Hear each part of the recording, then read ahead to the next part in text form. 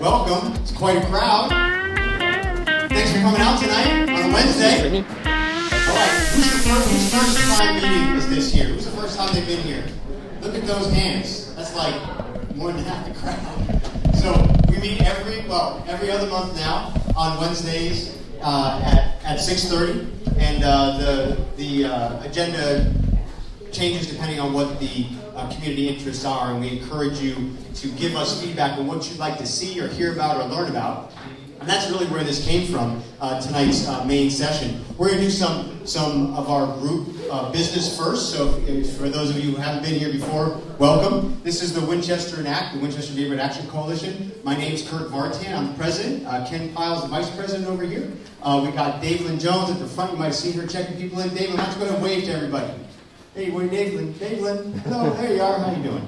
We got Barbara Mori, our treasurer, there she is. Hello, Barbara, thank you for being treasurer for us. We do have an open communication spot. If anyone is inspired by tonight's community engagement, you want via communications and work on how to get the message out to others, we welcome you here, or other board members. Okay, so, hang on. I do. No, I got it. It has to work, or it's not working.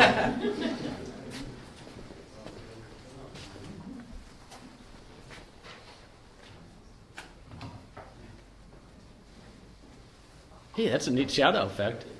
No, hang on. Just bear with me. Don't go anywhere. No one's going to do nothing. And while he's doing that, we have to thank Kurt and his Slice in New York for the fabulous pizza everyone's eating. So.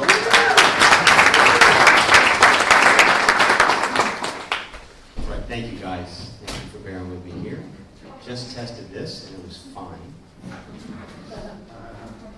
Okay, that's better. All right, so we're going to go through. I already did some quick introductions of our officers. Public officials. Anybody here from public representing either a public official or representing an office? I think we have some from Councilmember Jones's office. Councilmember or Supervisor Cortese's office. Thank you for showing up tonight. And we may have someone from Councilmember Davis's office. But we have part on our agenda for that. Minutes. Our last meeting was a potluck. In December we had a potluck. It was delicious. So I missed that. And treasurer report. Barbara, can you just share us? Just give us a quick update on treasurer report. Right. We have just under $4,400, most of which is a Beautify San Jose grant. Just under $4,400 for Beautify SJ grant. Thank you, Barbara. What I'm going to go through next is our mission, which is to ensure quality of life and economic development in the Winchester region through innovation. This is really something that we like to say in the front of every meeting on kind of our focus and kind of what drives us as a group. And it's important that we share that so that everybody understands where we're coming from and why we do what we do and what is really driving us. So we like to make sure we review that every time. And so now we like to always have in our meetings, because our organization straddles actually 3 cities, parts of Campbell, parts of San Jose, and parts of Santa Clara. And while we don't often have a lot of Santa Clara participation at this meeting, we usually have residents, but not officials. We always make time for D1 and D6, because right now we're in D1. We also make room for our D6 council members to have any kind of announcement. So I will open that up to you. Thank you so much, Kirk. My name is Mason Bong. I'm here representing Councilmember Javier Jones. He's in Washington, D.C. on an advocacy trip, advocating for the district and the city right now, so he can't be here. When you walked in on the table right there at the registration, there are flyers. For the first 2, the blue papers, they're D1 Decide. So the city gives the district $200,000. And right now, it's the first time our district is participating in the process. So basically, on the bigger sheet of paper right here, you can submit an idea, and it's for a one-time cost expense if you want to put, a street sign that has radars to manage, speeds to reflect that, or things like that. You can go to d1decides.com for more information on what qualifies for submission. Submissions are probably due sometime this month, I think at the end of the month, and then In June, you'll be voting on which projects you want to go through, and basically the top amount of projects that can qualify for $200,000 will be implemented, and the city will look at that. So it's a way to make positive change in your communities. The second flyer is for Friday the 13th. We're going to have the 13th annual West Valley Senior Walk. The council member will be there, so please participate. If you have any questions, I'll be in the side. Feel free to come get me. Thank you so much. And we're going to have just one more announcement from Supervisor Cortese's office. Janice, go ahead and share. Hi, I'm Janice Robeck from Supervisor Cortese's office, and I'm going to put some flyers on the back table for our bus trip to Sacramento. It's May 15th this year, and it's all free. We take 3 or 4 buses to Sacramento. We have legislators lined up to come in and talk to you, answer questions.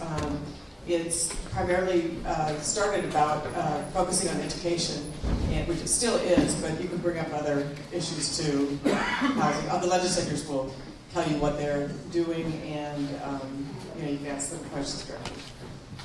Thank you. We'll put these, all the flyers we'll have at the door, so on your way out, you can always just make sure you grab one of those, all right? And Ken? Okay, real quick here. We received, as Barbara mentioned, grants for Beautify SJ type things. Some of the food and the water is being paid for from those grants. But one of the other things we did just a few weeks ago was beautify San Jose's newest park, what we've been referring to as Pueblo Play. It's on Payne Avenue. It used to be a church. There's a Sharks playground there, a Sharks-inspired playground. It was built by the community. And we're trying to make this really a community-driven playground in terms of what happens next to it. So it's 880, meaning we want something that works for kids who are 8 and kids who are 80 years old. And if we do that, then we'll probably get a lot of activity around it. So one of the first things we did, we worked with our city forest to plant some trees, so there's some shade around there. So here's a brief summary of that activity. On February 17, 2018, a community of more than 40 people, led by our city forest and the Winchester Neighborhood Action Coalition, planted more than a dozen trees and shrubs and cleaned up litter as part of the Beautify SJ grant at San Jose's newest park, commonly known as Pueblo Play. Really efficient playground. This event was about bringing people together in community. Missed it? Don't despair, as there will be plenty of opportunities to be involved as the community is responsible for watering these drought-tolerant plants and trees. Sign up to help and be part of this rewarding effort. I'm interrupting myself. Thank you, Barbara, for the images. Thank Tom Pyle for the song. And Charlie Reed, where are you? Charlie and Kit Reed. There he is, right there. So it said, sign up to help water. Well, this is truly going to take a continuing effort because we have to water it. And Charlie's leading that effort, and literally it's hoses and buckets, but it's more than that. He and his wife were out there last week picking up trash as well. And so there's a lot of opportunities to do some cool things, like maybe fruit exchanges, and this will be something that's ongoing. You won't have to help every week, but maybe once a month or something, and it can truly build a community. So, Charlie, thank you for leading that effort. Richard? At the beginning, the big banner, could you show that again? I didn't quite get all of that banner. Oh, I don't know what the banner said either. Yeah. Was that at the beginning of the video? Yeah, the beginning of the video. Oh, it just says February 17th, 21. No, you're too far. Too far. Right there? No, next. Back, the beginning. Back up. Back up, that's the More, back. More. Back up. I can't back up. Okay, all right. So, Right there? What's that? Oh, it says our city forest. So What's that? Barbara, our city forest is a really cool nonprofit. BRITSH. What's that? Oh, What's that? no, it's not graffiti. This is just a little tag. I don't know what it means. British? I don't know. it's a special tree code. You have to join to learn what it means. It's code. It's not a banner, it's a tag that came with a, sorry. Oh, go ahead. I'm teacher voice. Okay. Oh, yeah, here. Speak in the microphone. It's not a banner, it's a tag that goes with the tree. That's the BRITSH that goes in the tree? Yeah, I think it does because Barbara took the picture the day we planted it. So it's not graffiti. It's just, Yeah. No, it's just a little tank that's on the tree. No, it's huge, it's this big. No, it's not actually. It's this big. Yeah. Oh, I see. Yeah. You're making it bigger. Yeah. This is what's called art. Okay. Barbara is an artiste. Okay. All right, I So we're going to cap that discussion with the discussion of the cap. Here you go. All right, so very lively discussion. You can see he's a regular here. We'd like to mix it up, and I appreciate that. We want this to be engaging. So our next thing we have is one of the things for those of you that haven't seen us before. We're working on looking to the future. So not just 2 years, 5 years down, but 20, 30, 40 years down the road. And one of the things that we've been talking about is something about capping, putting a lid on parts of the highway, parts of the freeway. We're looking specifically at Winchester and 280. So that's where, if you see that kind of fanciful image right there, that's the spirit of what we're talking about when we talk about capping 280. And Ken's going to have, he's printed out some flyers, we have them on our website as well, about some of the future ideas on what that looks like. And it's a very intriguing and exciting idea to think about in terms of long-term growth and sustainability and what we can do to really create a place that we want to be a part of. And to that end, we had I'll let Ken, go ahead. Oh, I thought you were going to talk about the VTA. Yeah. Oh, that is the VTA. This is a VTA. Oh, okay. So the vision of what we're talking about is kind of what I spoke about. And what we had is a meeting with, for those of you who don't know, there's a new project that the VTA has been looking at. They've been talking about it for a while. It's about putting an off-ramp on 280. Does anybody hear about that? The off-ramp on 280 north going on to Winchester? That sound familiar to anybody? No. I see a couple hands, but mostly no. So just it's important that everybody understand at least that this is going on. And they're going to have a scoping meeting, a meeting to talk about what the scope of that project is. But in general, they're looking at taking traffic off of 280 northbound and putting it into the area there on Winchester and offloading the Stevens Creek 17 intersection that they just did about 5 or 6 years ago. So this is kind of the second part of that. They're looking at helping pedestrian and bicycle circulation and offloading and the traffic from 280 north. Now that might create a whole boatload of other problems, but this is part of the discussion with the community. So one of the things that we've been challenging VTA and other parts of the community, or parts of local government, is that really the best use of $150 million, which is probably what the price tag is hovering, $125, $150 million. That's a lot of money for a car-centric, and who knows what the impacts are.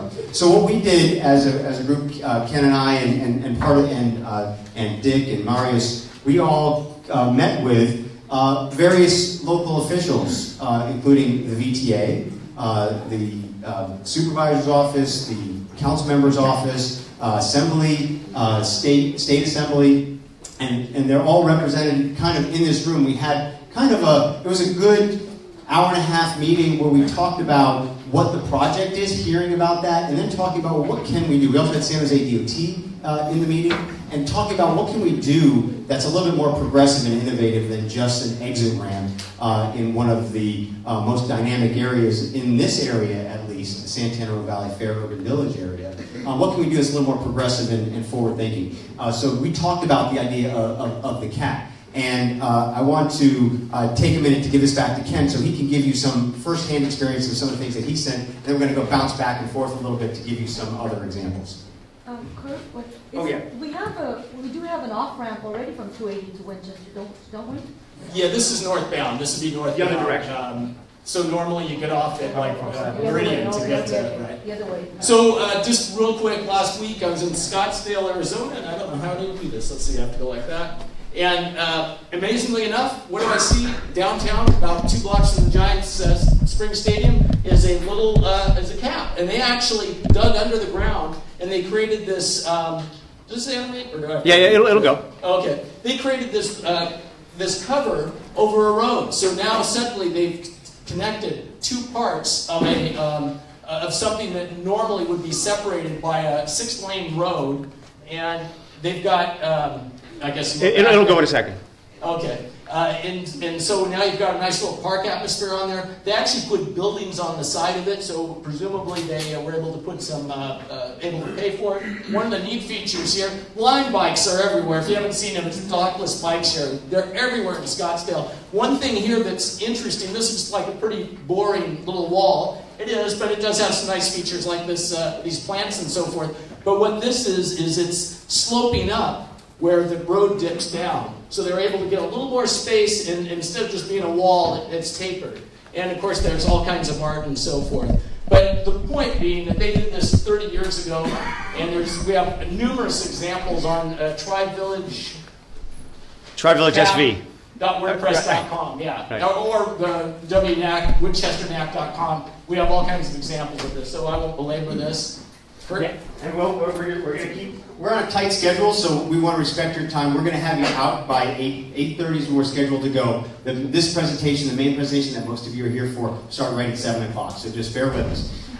What's worth noting is there's some examples that show what a mixed-use cap could look like. And this is over in New York City. So this is, for those of you who don't know, this is right where the train tracks come out by Penn Station.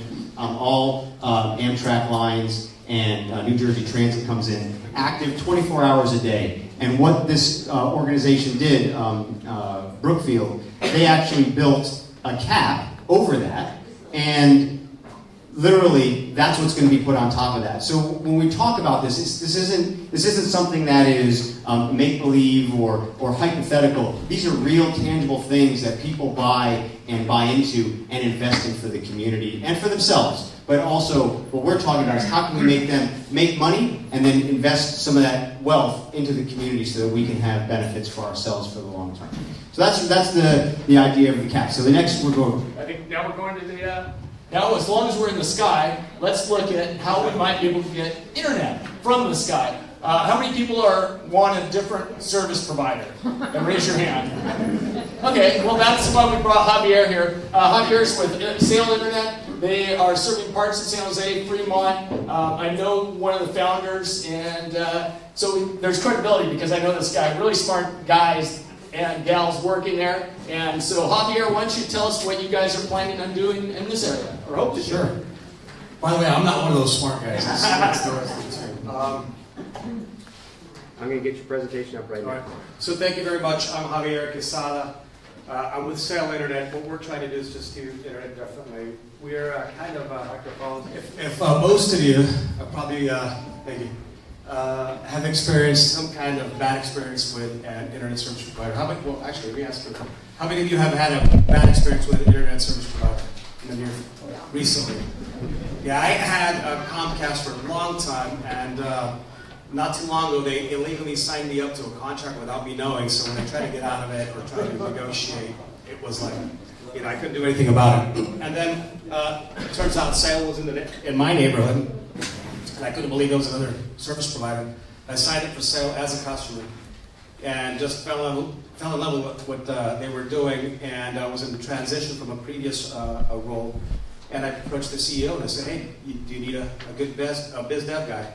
I'd love to help, and here I am. So, let's see if I get this straight. Here's some did you know. Did you know that 55% of the residential U.S. high-speed internet market only has one provider?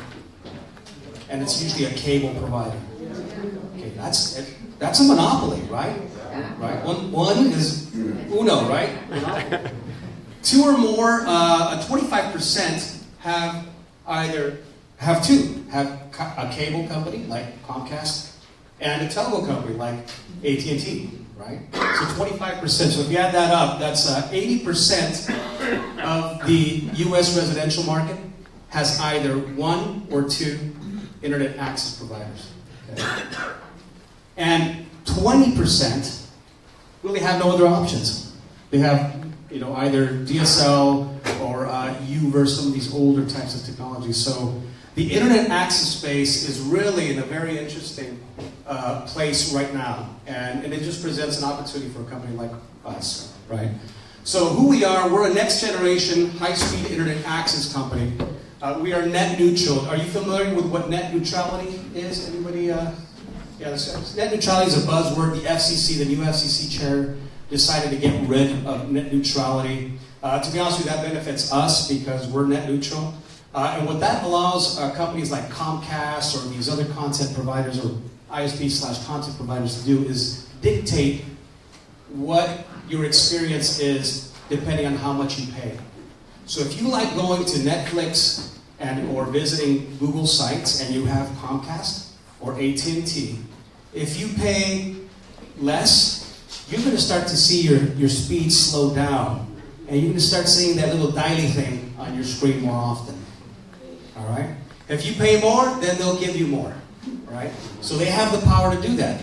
Net neutrality was something that during the Obama administration, it was really established to create a fair level of competition and also access for content on the web. So we're net neutral, which means that we're not going to dictate what sites you go, and we're not going to regulate or anything like that. You get a free high-speed internet lane on the internet with us. We're a state-of-the-art fixed wireless technology. Why we're able to do this is because of what we're doing with fixed wireless technology. It allows us to bring fiber caliber speeds to a residence in about 1/10 of the cost and 1/10 of the time of what it would cost or the time it would take to bring fiber to a U.S. residence. So our fiber caliber speeds that we can bring to residences are right now up to 1 gig. We have a great price, great customer service. I think the last bullet right there is very important. What we're trying to say is that in the internet service provider world, everybody's forgotten what service is all about, and we want to bring that back to the internet service provider. Yes, sir. Fiber caliber speeds up to 1 gig. Is that line of sight or is it Wi-Fi? Line of sight. Line of sight. Great question. Obviously, yeah. So we're building our mesh network literally on the rooftops of homes and buildings and trying to bring fiber caliber speeds. We are bringing fiber caliber speeds to our customers as well. Line of sight's gone. We don't have time, or else I can explain more what that is all about, but obviously you know what line of sight. Internet access should no longer be painful. We want to eliminate the haggling that goes on with traditional big providers, significantly improve speeds, customer service, and at a fair price. So how we work is like, for example, in downtown San Jose, we're at CoreSite Data Center. We have an antenna up there, and we're able to go and bring service from that building to different locations and properties along downtown. And we're expanding slowly. We're now, we have the Globe, for example, downtown San Jose. We have a couple of other commercial properties that we're on the rooftops at. We just launched in December Plant 51, which is a condominium complex on the Alameda. And we're also launching Cahill Park even as we are speaking, and we're coming close to the Santana Row, and we hope to be coming close to this area very, very soon.